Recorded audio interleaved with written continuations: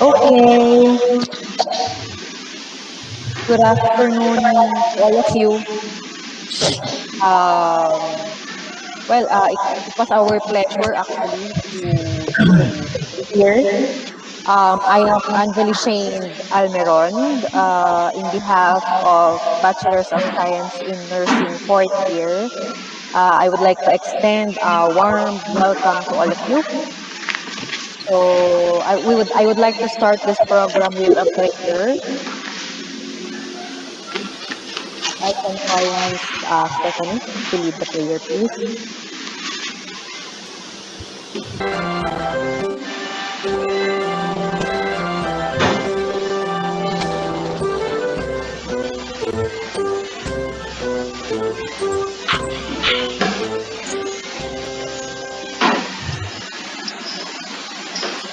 To begin this program, may I call Miss Julie Guhep to introduce our speaker.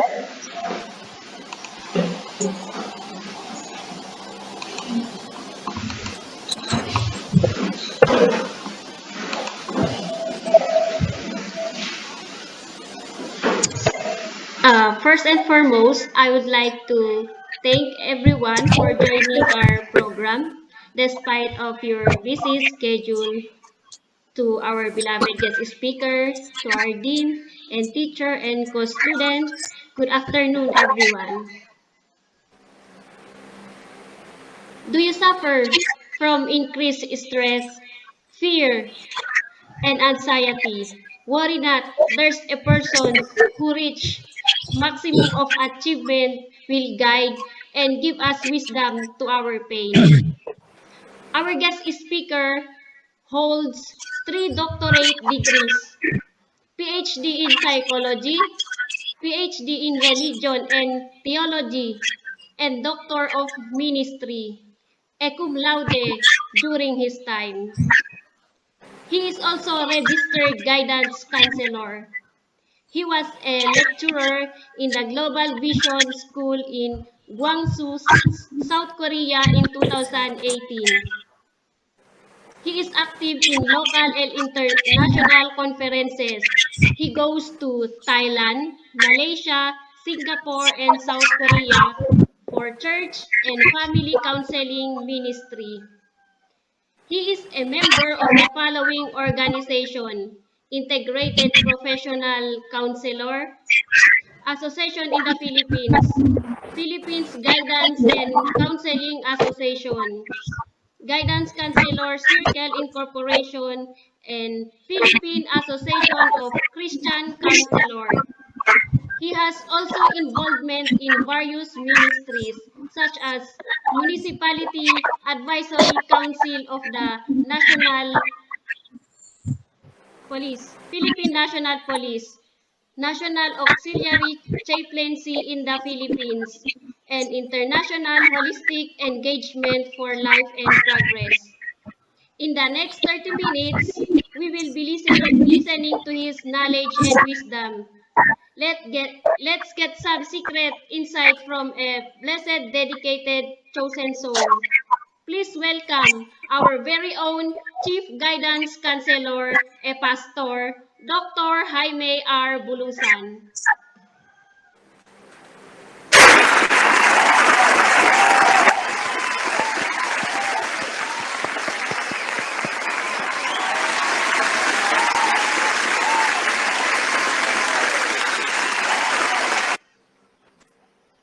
Thank you, Madam Julie, for the very short and meaningful introduction. Please send me the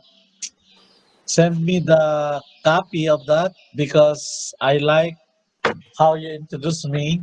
It's short, but it encompasses all the informations that an introducer would like to present. So please give me the copy of that because I will be again next week at Paniki National High School to give a lecture, and that would be nice for them to read the introduction.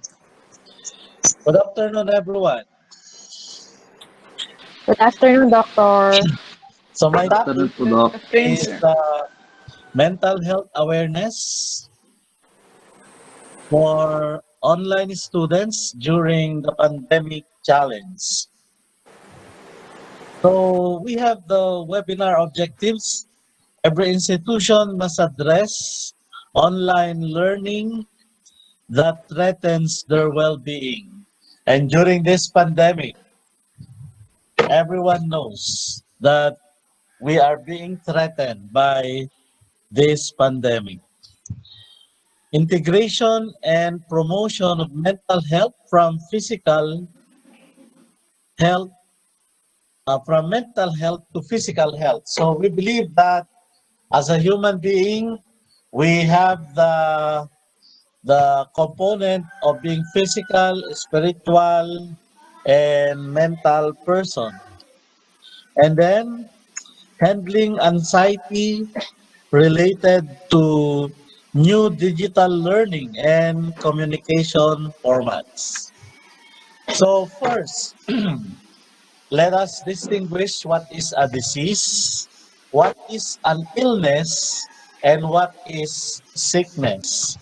So a disease is a pathological process. You learn this in your subject of pathology. So when we say pathology, they are focusing on the symptoms, the treatment of the disease. So it is a pathological process, most often physical, as in infection or cancer of the bronchus, sometimes undermined in origin as in schizophrenia. Illness is a feeling. So we can now distinguish what is a disease and an illness, because a disease is a pathological process, but illness is a feeling, how we feel, what we are feeling now. It is also an experience of unhealth, which is entirely personal. What you can feel as an individual cannot be the same to the person. That's why, as a health practitioner, it is not even advisable that when you were treated with the paracetamol of your headache, then you also prescribe to the other person, because when we say illness, it is our personal experience of being unhealthy, and it is interior to the person or the patient. Now, when we say also sickness, is the external and public mode of unhealth. It is the state of being ill or unhealthy. So we distinguish what is disease, illness, and sickness. Now, there are triggers to positive mental health. Of course, we know that when we say health, it could be organic or functional. So when we say organic, it is caused by physical, physical injury, head injury, brain injury. So they are organic. And if that is the reason that the person is suffering from mental disorder, then you advise them to go a psychiatrist, a medical doctor who specializes in psychiatry. But if it is functional, like a bankruptcy of business, problem of relationships with opposite sex, or even any other kind of relationship, it's functional, study habits, pandemic problem, then you advise them to visit us psychologists. We are doctor, we are uh, doctoral degree in psychology, but we cannot prescribe medicine. So that is the differentiation between a psychiatrist and a psychologist, a PhD in psychology. A medical doctor can prescribe, but only for organic purpose. But for us, we cannot prescribe, but we can offer psychotherapy. So what are the triggers to positive mental health? Number one, during this pandemic challenge, social distancing. Why? We are fun, especially among us Filipinos. We like to have a personal touch. We like to draw closer to the person, but during the pandemic challenge, it is a health protocol for social distancing. Is that not very stressful to us? That even though it is your close friend, you are prohibited to shake your hands, but they are saying that it's a polite way or Filipino way to just bow your head and say hello. So that is social distancing. So whenever we go to business establishment, social distancing is always a health protocol. Now, imagine this kind of classroom. Is this not stressful on the part of the professor like us and on your part if we have a virtual classroom like this? I don't know if all of you are listening. I know some because your photos are exhibited on the screen, but others are only letters of your name. So it is stressful, isn't it? On virtual classroom or Google Classroom like this. It is a trigger. And sometimes it is also difficult if a lecturer is trying to convey basic competencies and if the listener also was able to permeate or receive that basic competency being conveyed. I thought of having problems in our country only, but come to think of it, thank you for inviting me because I made an extensive research and in the US, where it is an affluent country, isn't it? When we say US, that is the land of milk and honey. But look at this little boy. During the pandemic challenge, is being challenged for an online class, but his laptop has no microphone and no speaker. So he could not listen very well what his teacher was instructing him.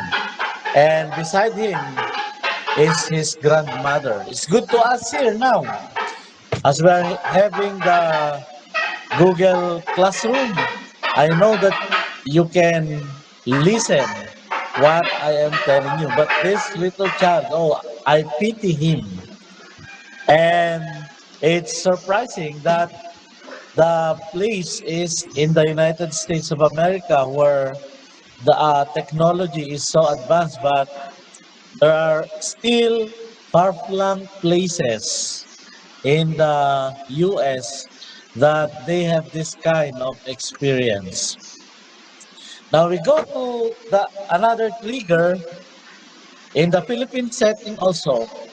Notice how the quality assurance of the Department of Education, these modules have passed the quality assurance, but still, when it was given to the school pupils, look at the instruction. Small people are like quails. They are cute but terrible. What an insult. A metaphor. Are we like quails? The small people? Para bang nakaka-insulto na dahil ba maliit sila para silang mga pugo lang? And then, you, it says here na the color, the picture, and the broken lines. Where is the picture and where is the broken line? It is not clear. So it is a trigger that many pupils or students are being stressed with this kind of instruction. Now another instruction is like this. Look at this. How they how they describe our complexion. When we say Filipinos have fair complexion, it's okay. But when you say white fair complexion, ano yan? Gumamit ng glutathione? Di ba parang nakakatawa?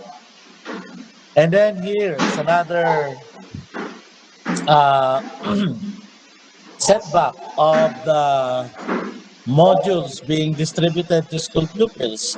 It's not clear. It says here that they have to color trace the dotted line and color the drawing, but it's not clear. Okay? Imagine also how you are being stressed when you go to business establishment aside from social distancing, then they will spray disinfectant. I experienced that when I entered the meat and fish section of Solano Public Market before, where there was a sprayer, and it is very annoying also because they are spraying people with disinfectant. Another one, imagine this Chinese boy pushing the cart of their suitcases wearing the PPE. So you know what is PPE, isn't it? So is this not very annoying and very stressful? Like for instance, now if I attended webinar and there are lecturers who are wearing face mask and face shield, oh, parang napaka-overacting naman. Paano mo ma-i-infect yung mga listener mo? Virtual na nga, di ba? Alisin mo na lang yung ano, huwag ka nang gumamit ng face shield o face mask dahil webinar nga. Okay, imagine also these are cargo from other countries and they were packed in such a manner that no virus should Siya din be entang giiyak. no cargo should be contaminated by virus. Now, this is another stressful situation in Pampanga. They put a coffin on the streets. Na parang tinatakot ka na ano, le, pag hindi ka, if you will not stay home, then you will contract COVID-19 virus and you will be put inside the coffin. While it is true, but it is also very alarming and very stressful.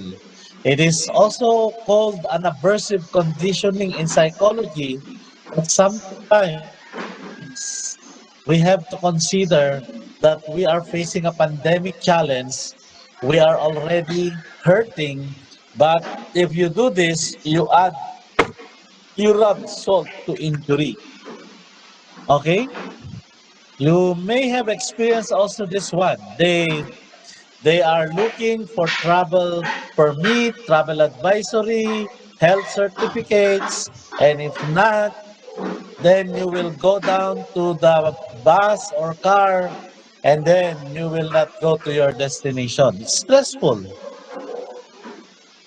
This one also is having a mass with empty people.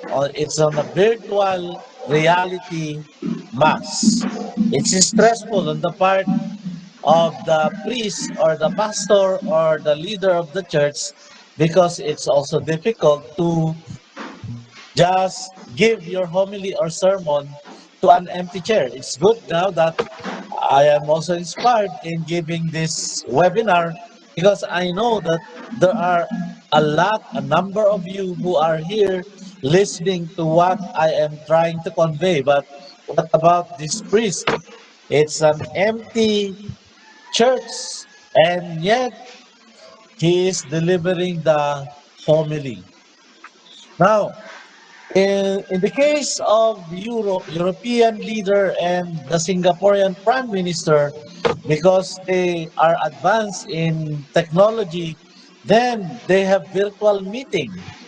And of course, I know it's not so much stressful on this, but the only problem is the physical touch. Remember, we need physical touch, and as medical school students, you know that when a baby is born, then they need the reflexes, the rooting reflex, in order for them to have an attachment, the baby to the mother. But if not, then research show that lack of touch will contribute to autistic-like syndrome of the child. So you notice the children nowadays who were deprived of touch, because during our times, during the time of your parents, pinubuhat nilang mga bata at isinasayaw-sayaw pa. At ngayon, sa kapanahonan ninyo, nilalagyan lang ng bottle na may milk at nawawala yung touch. Kaya the tendency, according to research, is that many children nowadays are having autistic-like syndrome. They have their own world, and they are very prone to stress, anxiety, and depression, and eventually they commit suicide.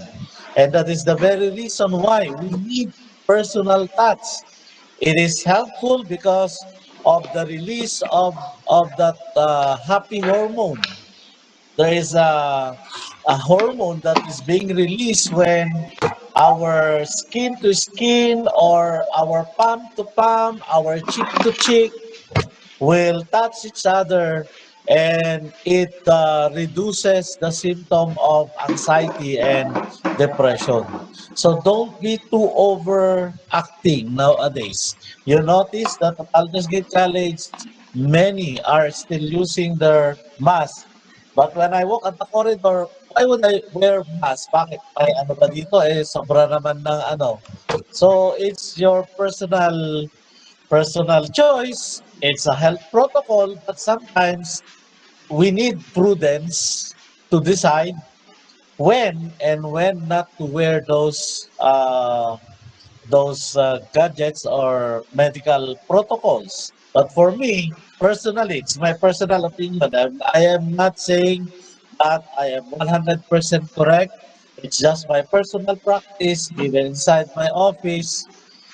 I do not wear face mask and face shield when you visit us because I believe that along the gate, if if the visitors coming inside are treated well and they are being scanned well, then we are safe.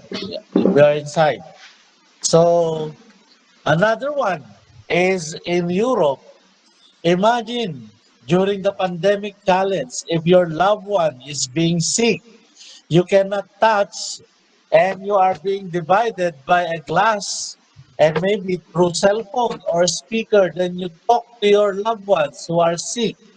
It's different when in normal situation, when there was no COVID-19 virus, that we have to touch, hinahaplos-haplos mo yung may sakit, nakaginhawa siya. So those are triggers. So imagine also this, even though parang nagpapasaya na lang sa atin, we are taking selfie, pero naka-face mask, di mo naman alam kung nakangiti kayong dalawa o hindi. Sa bagay, mas maganda na yon. Dahil kung ano nga naman ang ano mo, parang smile, sabi nyo nga nun, hindi naman nakikita dahil naka-face mask naman tayo pareho. Now, what are the basic life support? Yun yung mga trigger ha, yun yung mga nagpapaano sa mental health natin. Ano naman ang mga basic life support to combat the pandemic challenges? Okay, eto naman. It's normal to feel sad, depressed, and angry at the situation. Kung hindi mo mabisita ang iyong girlfriend, o hindi ka nabisita ng iyong boyfriend dahil wala siyang travel order, it's okay to feel sad. Don't don't repress your emotion. Don't suppress it. Pag mo sabi na, ay, masaya ako. Hindi. You have to acknowledge. Kasi pag ano, ay nako, parang ano lang yan, parang bulkan yan. Pag naipon yan, biglang bubulusok yan at magkakaproblema. It's okay to feel sad, to depress and angry at the situation. That's normal. Stay home, as they say, and stay safe, but you engage in productive endeavors. There are a lot of things that you can be productive even at home. Do not just lie down and sleep. There are a lot of things that we can be productive when we stay home so that we will be safe. Now, face the fact, not the fake, okay, or fake news. Sometimes you use prudence, your wit, in order to research whether the video clips that are being forwarded to you are fake news or fact news. Like, for instance, the incidence of the vaccines that it is being alluded to Bill Gates that there are nanotechnology. It's a craze in our time na, it's a fad. Uso ngayon ang mga nanotechnology, 'di ba noon? Ang lalaki ng mga cellphone, tapos paliitan ng cellphone, ang lalaki ng mga SIM card, ngayon lumiit ng lumiit yung SIM card. Ganon din yung nanotechnology na na-embed doon yung ano, yung pagtatatak daw ng 666. While it is true that the biblical prophecy is telling us about that, but the news is fake, not a fact. Okay? While it is convincing that the Gates family had no background on virus, virology, or other vaccines background, but rather than on computer. But again, it's a fake news. It's not a fact. So don't expose yourself when you stay home with those news, because all the more that instead that it serves as a basic life support, it will serve as a trigger. Limit your exposure to upsetting news. Okay?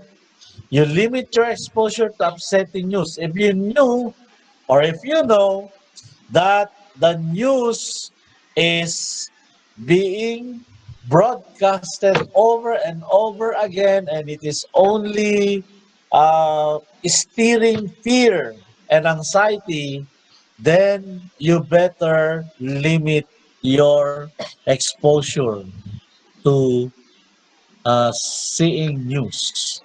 And then find someone or groups for basic life support. We need someone, just like the song by uh, by Dancils. If I had only one friend left, I want it to be you. Someone who understands me and knows me inside out. That's a basic life support. And we really need somebody who will accept us who we are, not to judge us, but to accept us, to listen, and to accept our our shadows, our dark backgrounds. We need that. A person who does not kiss and tell. Hindi siya hindi niya ipagkakalat kung ano yung mga pinagsasabi mo sa kanya. And that we need to have a very good mental health. At least one person who knows us upside down, okay, and even inside out. And then that's the end of the presentation. So stay safe. And if you have some questions, just feel free to ask them. Thank you so much, Dr. Bolusan, for that wonderful and knowledgeable discussion. Now, if you have any question, I'm sure we would be pleased to answer. Just switch on your camera and your microphone.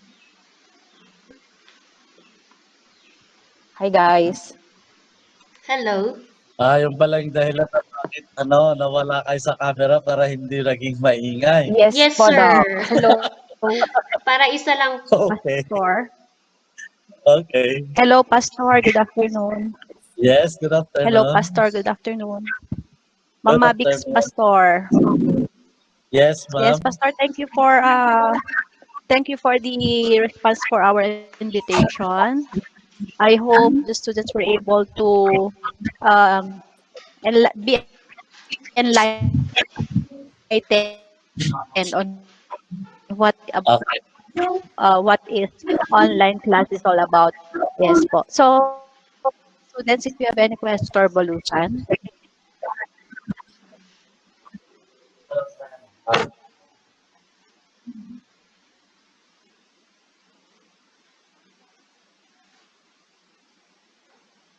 Miss Jeneline, yes.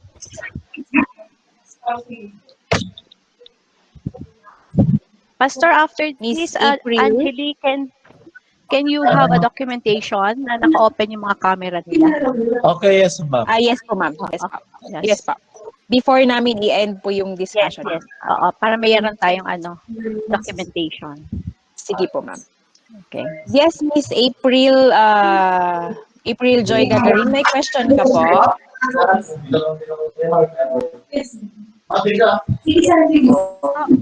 And I would like to say good afternoon, teacher and everyone.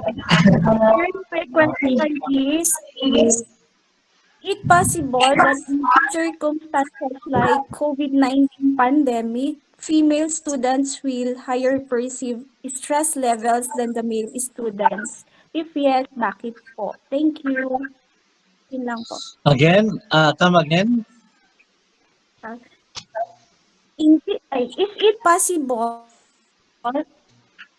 Is it possible that in these circumstances like COVID-19 pandemic, female students will higher perceive stress levels than the male students po? If yes, bakit po? Yun po. Thank you. Yeah, okay. I read that studies and surveys on the internet, and the answer is due to physical anatomy. Remember that men are more rational and women are more emotional. So you are more prone to stress and anxiety than men. Not because that you are women, but of your physical anatomy, that you are more emotional than us rational men. Miss Cherry Ann, do you have any more question po?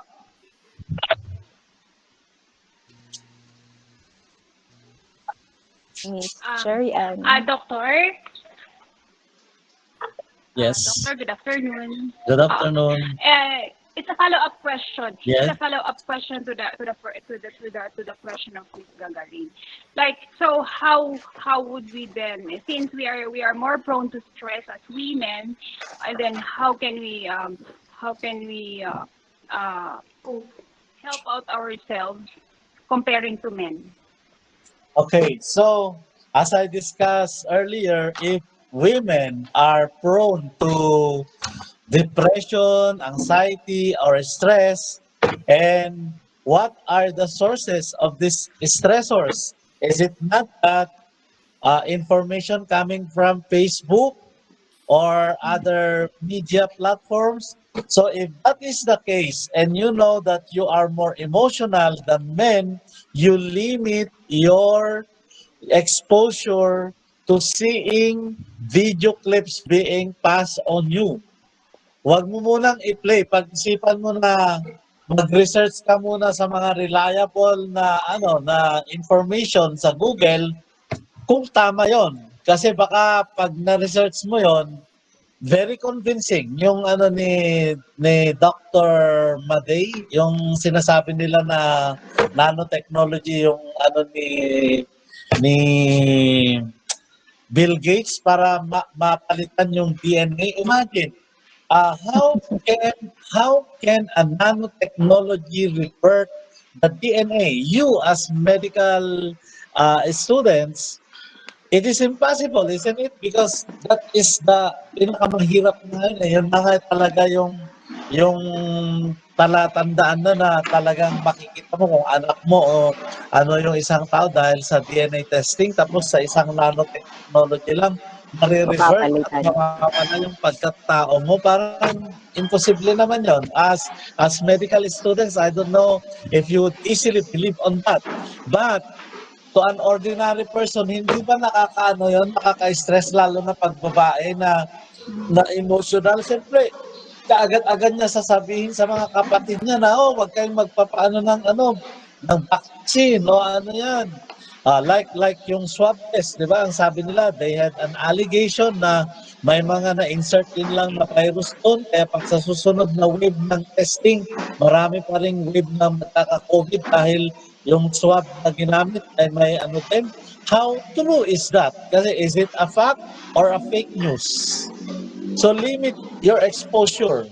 Pag-aralan mo muna. Kasi pag sa amin yan, ay hindi ka agad-agad maniniwala yan. Thank you so much, Doctor, for that wonderful answer, actually.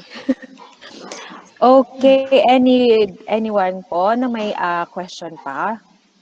Ma'am, can I ask? Sige po.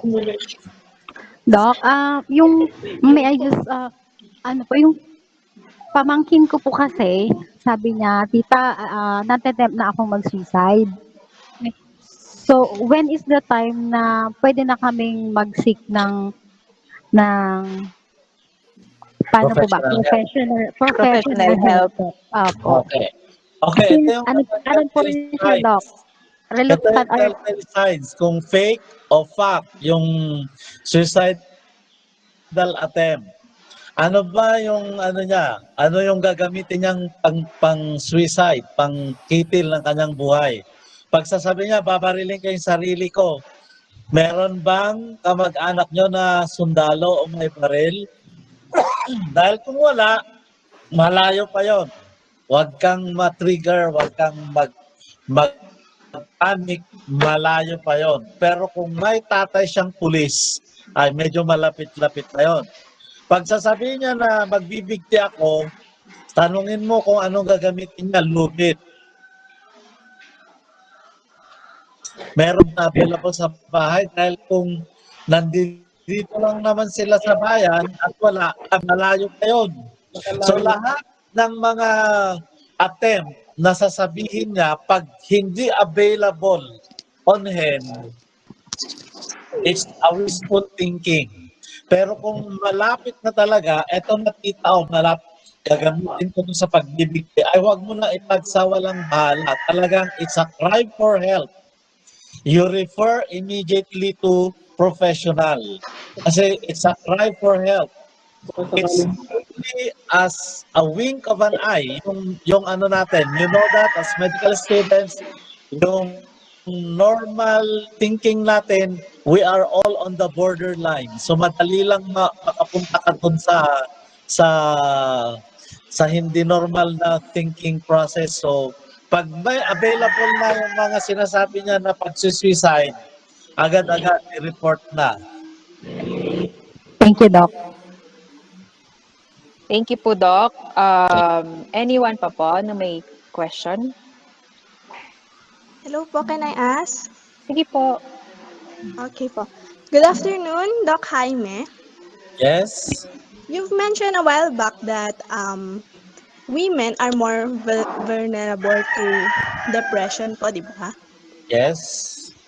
And bakit po nowadays mas marami pong men ang nagko-commit ng suicide? Are you sure? Kasi pag pumunta pa rin naman tayo sa mental hospital, mas marami pa rin namang mga babae ang mga residents do'n. Baka ano lang 'yun, baka sa scope of ano mo, knowledge, mas marami kang nakilalang mga lalaki, pero mas marami pa ring mga babae, talaga. Kahit i-ano mo sa internet, during the pandemic challenge, babae pa rin talaga yung, mataas ang ng suicidal tendencies. Kasi ang men, maano yan, ida-divert lang niya yan sa pag-iinom, lalabas siya, eh kayo, 'di naman kayo lumalabas, 'di naman kayo masyadong umiiyak sa mga kaibigan ninyo, gano'n. Eh, ang lalaki 'pag nakipag-inuman na siya, iniyak na niya sa mga kaibigan niya, pag-uwi niya na-hangover, na-divert yung problema niya. So, ano lang siguro 'yun, it's a marginal error in research, 'di ba 'pag yung degree of, skewness sa normal curve sa research, baka nagkataon lang na in your personal knowledge, eh mas maraming mga kalalakihan na nagko-commit ng suicide. Pero pumunta ka sa mga mental hospitals at sa mga records sa mga health centers, mas marami pa rin ang mga babae. Now, ito naman siguro ang ano nyo, eh dahil mas marami ang population ng babae. So, possible pa siguro na ganon. Kung yung ratio and proportion, dahil mas marami ang babae, pwedeng ganon. Pero based on research talaga, mas mahina pa rin talaga ang mga babae kaysa sa mga lalaki. Now, possible din siguro kung yung mga sinasabi mo ay mga gays. Siyempre may pusong babae na rin 'yon. So, isang factor din siguro 'yon kung iso-survey natin yung kanilang gender orientation, sexual orientation. Thank you po, Doc. May question pa po? May question po ako. Okay. Okay? Ay, Doc, may factor po ba ang mental illness sa mga crimes na ginagawa ng mga kriminal? Oo, ang sa ano kasi, the principle of human behavior in psychology is it follows an orderly pattern which is predictable. Now, in the field of education by Evangeline Nolte, an American teacher, she said, if a child lives with criticism, he learns to condemn. So kapag ang karanasan ng isang tao ay aping-api, talagang makakapatay siya. Talagang ano yan, gagawin at gagawin na, pero hindi agad-agad. Ganun din sa pagkabaliw. It follows an orderly pattern which is predictable. Now, it starts with stress. Yung mga nangyayari sa atin, stress, that is the first level. Kapag hindi mo pa na-overcome yan, it goes to anxiety. Hindi ka na nakakatulog. Kasi stress, it could be distress or eustress. Positive or negative. Pag hindi ka na nakakatulog, anxiety na yan. Pag hindi mo pa na-overcome yung anxiety, magkakaroon ka na ng neurotic tendency. Pag ano yan, may sayad ka na, gano'n. Pero hindi, matino ka pa rin, may sayad nga lang. Pero pag sinabi ng psychotic, yun na yung baliw ka na talaga. Hindi mo na alam kung ano yung katotohanan o hindi. So human behavior follows an orderly pattern which is predictable. Any Doctor, question? follow-up question po. Yes? Hindi po kaya ginagawa ng men na coping mechanism ang krimen, kaya mas marami pong babae ang nasa mental hospital? Pwede Kasi rin. mas marami po yung sa gumagawa ng krimen lalaki po. Coping mechanism na yun. Pero ang ano naman natin dito, the balance is your coping mechanism makes you a better person.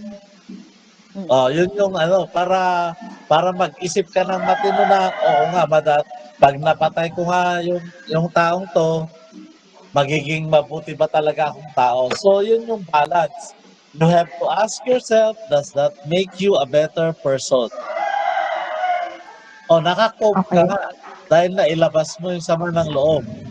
Pero, naging mabuti ka bang tao? Hindi lang pa, baka hindi lang ikaw ang apektado, pati asawa mo, kung may asawa siya, pamilya niya, eh naging ano din, may stigma din yung nangyari. Thank you, sir. Okay? Anyone pa po na may question? Pwede pong magtanong.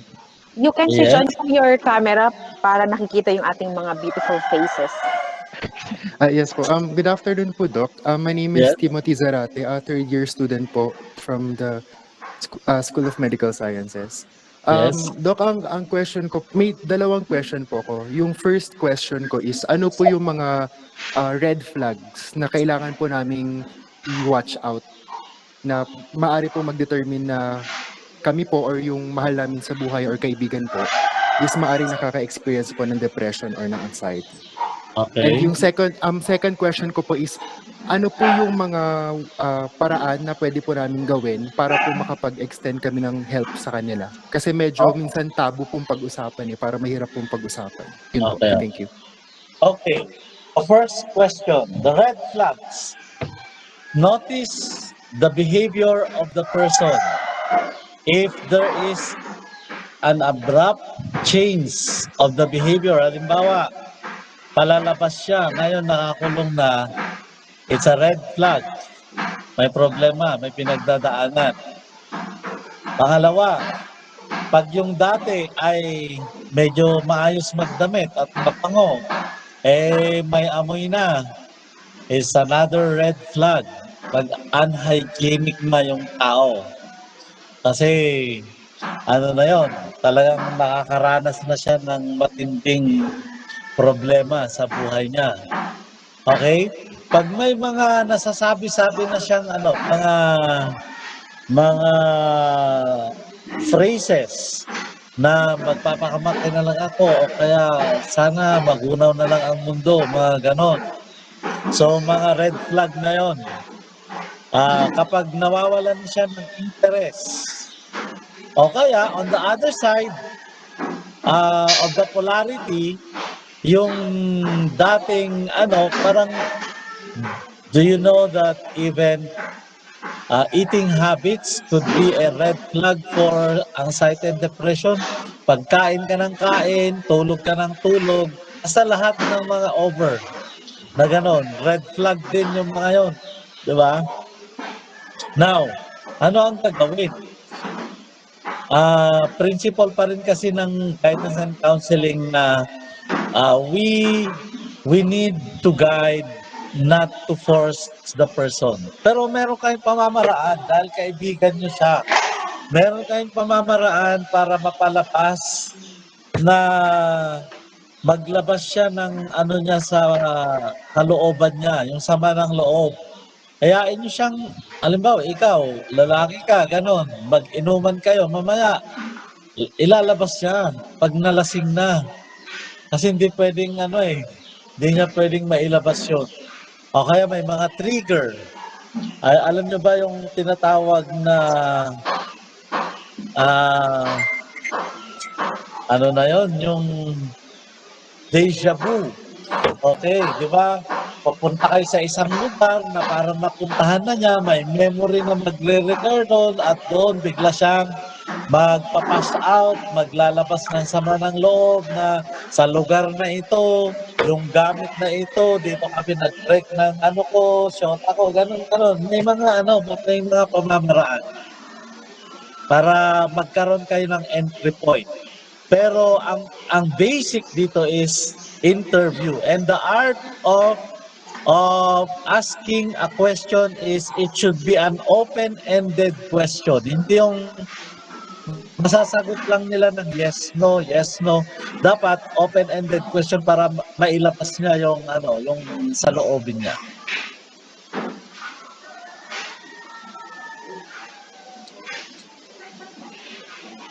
Thank you po for that answer, Doc.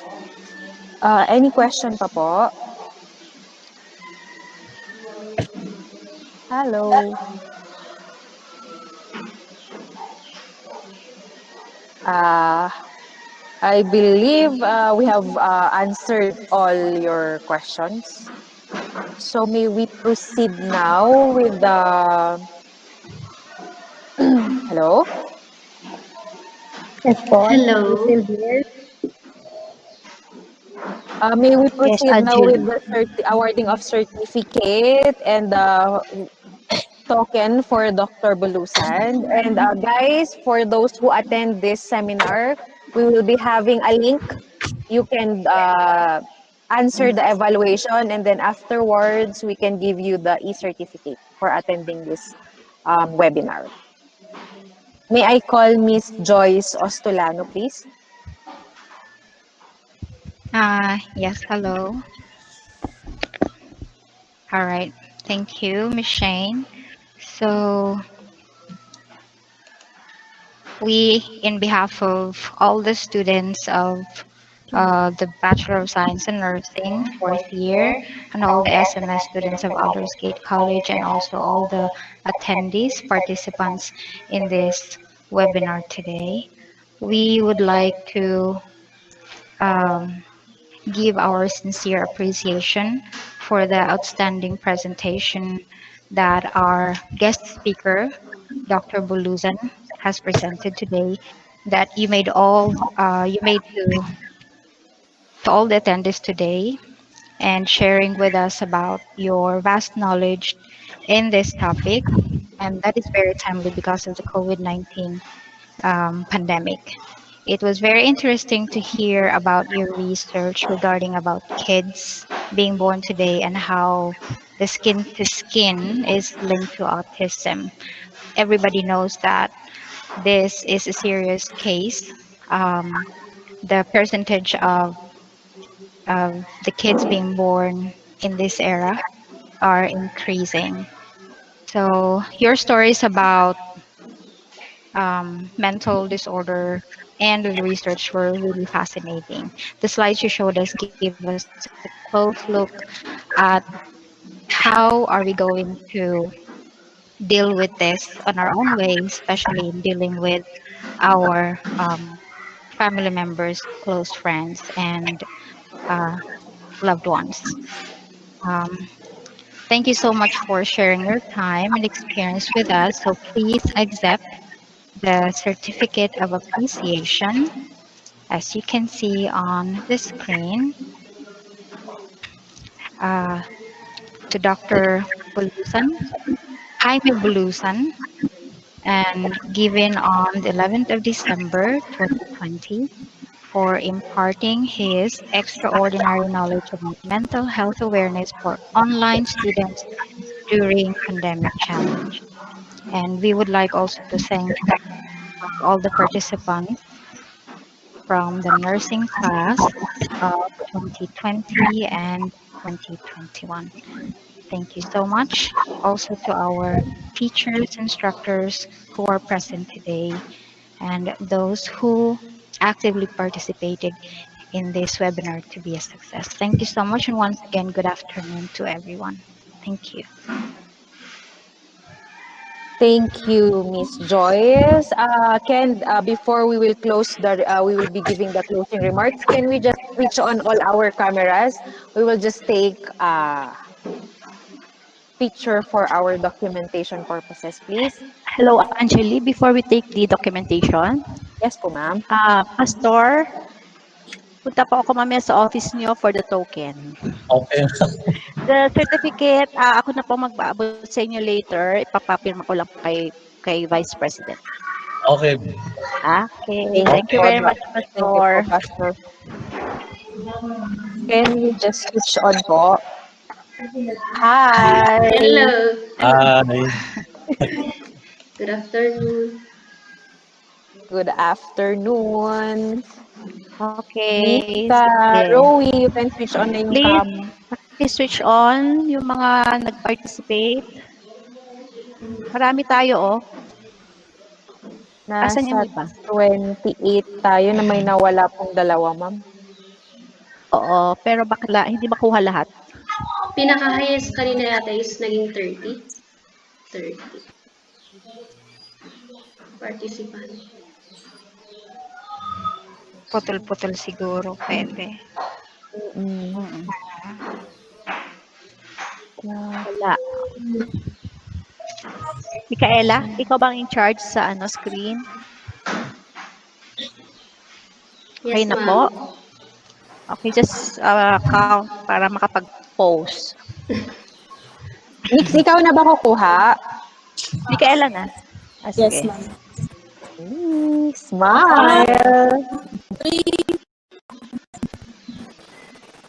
Smile. Isa pa, tatlo pa. Waki. Okay? Yung mga chicks Okay natin. na. Okay. Thank you. Thank you, Pastor. Okay, Thank you, you're Pastor. welcome. Po. Punta po ako sa Thank office you, Pastor. nyo Yes, after ma'am. this. Okay And, po. and yes, ma'am. And Miss Bye. Julie, Thank you po. pakisubmit mo yung yung Yun, effort balik Thank tapos you very guys. much sa at mga yung nag-join. yung introduction. Yes, Doc. Apa. Para bibigyan lang po namin kayo ng head up, may closing remarks pa po. Ay, Okay. okay. Opo. Sige. Actually, Doc, ano po, Okay. PhD yun Okay. Yung nakagawa may I ni call nun. Miss Monica Nang for our closing remarks. Pastor, thank you po. Okay, ma'am. Hello po. Good afternoon po. Good afternoon, everyone. Good I am afternoon. I am delighted to have the opportunity to wrap up this very productive webinar. I wish to start by conveying my sincere gratitude to our honorable speaker, Dr. Jaime Bolusan, to the Yay. Dean of the Medical Science Department and our seminar advisor, Mrs. Marivic de la Torre, the Vice President for Academic Affairs, Mrs. Divina Gracia Apolonio, to the faculty staff and participants who are with us today. Indeed, this webinar activity would not be successful without your presence. In behalf of the seminar facilitator, again, I would like to thank you all for taking part in our webinar entitled Mental Health Awareness for Online Students During Pandemic Challenge. Mental health is a fundamental component of health, recognition of mental disorders, and awareness about its importance. Stigma and lack of understanding about medical disorders are major barriers to seeking help and promoting better mental health. We would like to overcome this stigma through this webinar. As we all know, 46% of teenagers are struggling with mental illnesses each year.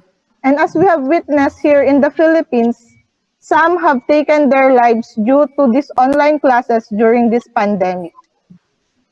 People struggling with mental disorders may be in your family, your neighbors, classmates, friends, schoolmates. I hope we can spread mental awareness to save lives. To sum it up, I hope that everyone has learned something from this seminar. Again, thank you very much to each and every one of you, especially to our guest speaker for sharing his knowledge. And lastly, thank you, Lord God, for making this seminar possible. Have a wonderful day, everyone. Thank you. Thank you po.